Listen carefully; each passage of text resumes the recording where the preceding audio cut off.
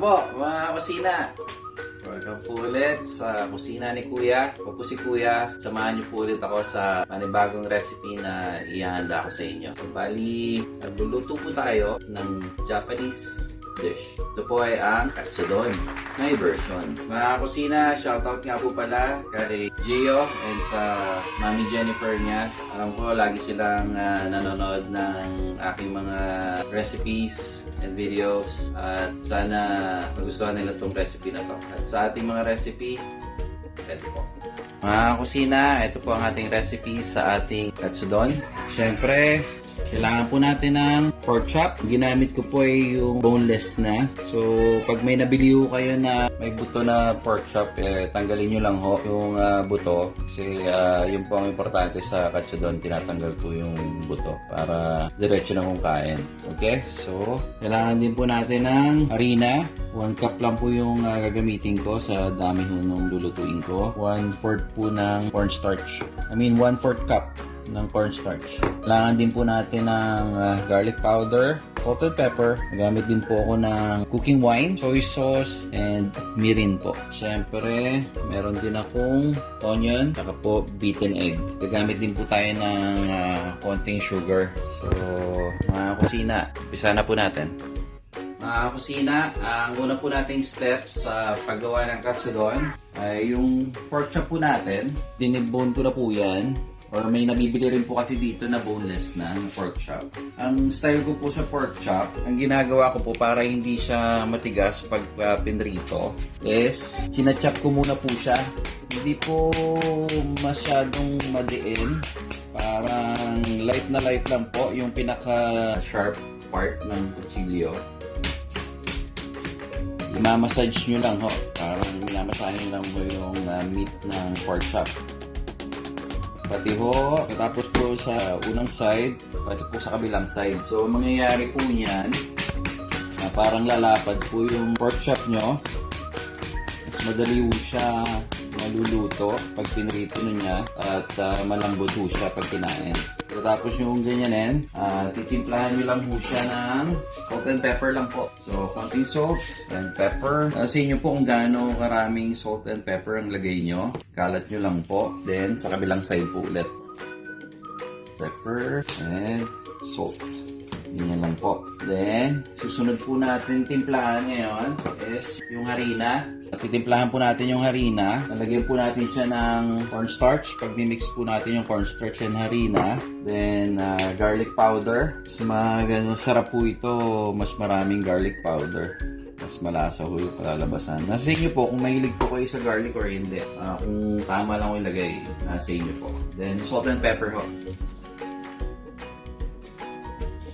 Lagyan nyo po yung gusto nyo dami ng salt and pepper.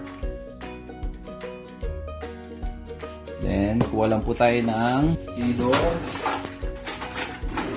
Mix po natin. Then, kung sa tingin nyo po, kulang pa yung salt and pepper na nilagay nyo, dagdagan nyo lang po. Parang gusto ko pa pong dagdagan ng salt and pepper. Mahilig po ako sa pepper At salt. Then garlic powder, gusto ko pa siyang dagdagan. Mas masarap. Mas gusto ko, mahilig po ako sa garlic powder. Minsan po, ang ginagawa ko, yung minix ko na cornstarch and harina or yung mixture na to, minsan tinitikman ko na mo. Dip nyo lang ko yung daliri. Minsan matitikman nyo na kuya kung tama lang po yung alat niya. Sa akin, may alat na siya. Okay na.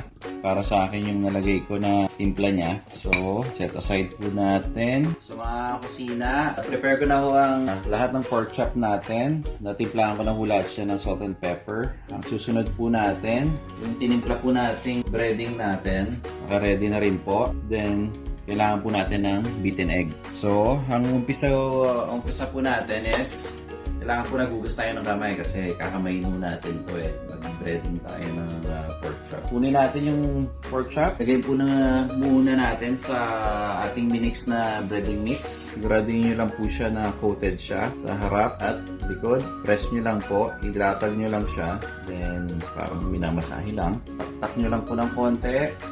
Then, Yung beaten egg po, bababa nyo rin siya sa beaten egg, harap at likod. Hayaan nyo pong tumulo yung mga excess na egg.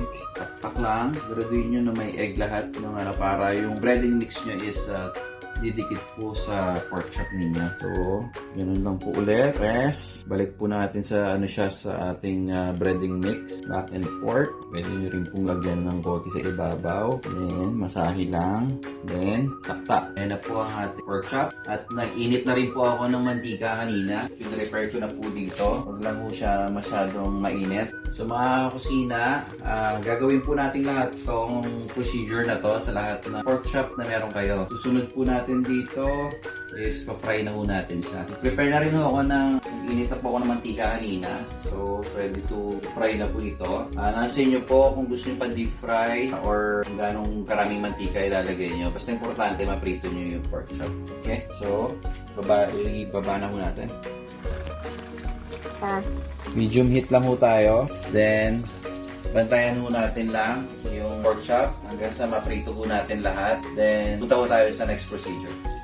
So mga kusina, check po natin yung ating pinipritong pork chop. So, ang hinahanap ko pong kulay niya is mag-golden brown ho siya. Para yun ho yung tamang kulay po ng ating pag-fry ng pork chop.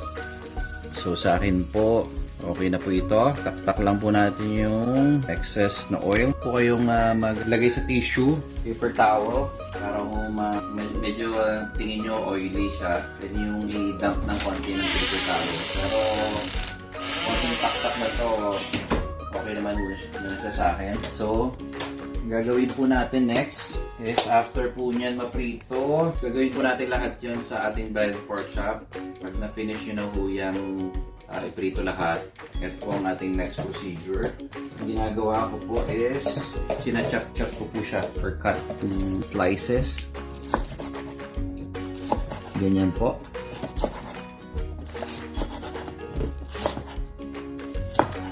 Then, sunod po tayo sa gagawin na po natin siyang Katsudon or rice topping. Mga kusina, ang next procedure po natin sa ating rice topping or Katsudon. Nag-prepare po ako ng half cup ng tubig. Painit lang po kayo ng kawali. Yung maliit na kawali nyo. Unahin nyo po yung water. Half cup lang po yan. Then, gagamit po tayo ng mirin. So, gagamit po ako ng 2 tablespoon ng mirin. Okay, then soy sauce po, 1.5 tablespoon. Then, sunod na rin po natin yung 1 tablespoon po ng cooking wine. So, mimix lang po natin siya hanggang sa mag-boil po na ganyan.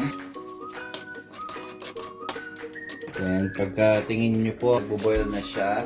Nag-prepare po ako ng sliced onion. So, yung sa half po ito, nahati ko yung isang buo. Kukunin po sa inyo kung gaano karaming onion kung mahilig po kayo sa onion, pwede nyo pong damihan. So, yung sa isang serving po ng katsudon natin, ang ginagamit ko lang po is yung kalahati, then 1/4 po no, nakaslice po siya ng ganito. Then, yung half lang po ang gagamitin ko. Pag nakita nyo na ho na nagbo-boil na yung sauce mix na sinalang nyo, is lagay nyo po yung onions. Kaya nyo lang pong maglasa, mag-boil siya para maglasa yung onion dun sa niluluto nyo. Ako mahilig po ako sa onion, so ako dadagdagan ko pa po. So half onion na ho yan, nilagay ko. Then, hintayin nyo lang po mag-boil para maglasa yung onion. So mga kusina, nagbo-boil na siya. Lalagyan ko lang rin siya ng 1 kutsarang asukal para ho sa tamis na gusto ko or yung pong kasama sa ingredients. So nagbo-boil na ho siya. Ang next procedure po natin is, lang ko lang po muna. Okay na ho yung 1 kutsara sa akin. So next procedure po, yung i-slice nyong pork chop, breaded pork chop. Kunin nyo lang po sa inyong shanse. Then, itatap nyo siya sa ibabaw nung pinakulo yung sauce mix. Then, habang nagbo-boil. Then, nagpe-prepare po tayo ng beaten egg. Hindi naman po siya as in, nag-crack po ako ng 1 egg. Then, binit ko lang po siya ng konti. Then, itatap po natin yan dito sa ibabaw. Then, ang next procedure po yan is tatakpan po natin siya para maluto po yung egg na nilagay natin sa ibabaw. Pag tingin nyo po pumuti na yung egg or naluto na siya, pwede na po natin siyang hanguin. So, ang ginawa ko po, nag-prepare na po ako ng rice sa bowl. Yan po ang gagawin nating Katsudon, rice topping. Then, check lang po ulit. Konti pa po. Pag naluto na yung egg niya sa ibabaw, lagay natin siya sa ibabaw ng rice. Okay na po yung ating Katsudon. Wait tayong konti. So mga kusina, check po natin yung ating Katsudon. Ayan po yung egg. Nagputi na ho siya. So ibig sabihin, ready na ho siya. Kunin nyo lang po ulit yung shansi nyo. Pwede nyo na hong tanggalin. So luto na po yan. Ang gagawin nyo po, scoop nyo lang po ulit siya ng buo. Nakaslice po yan. Lalagay nyo po sa ibabaw ng rice. Then, yung remaining sauce and yung veggie, lalagay nyo lang po sa ibabaw. Yung iba nga po, gusto niyan marami pang sabaw. Nagre-request pa ng extra sauce. So, tatap nyo lang po sa ating kanin. So, mga kusina, ito po ang ating finished product, ang ating Katsudon. Sarap po yan.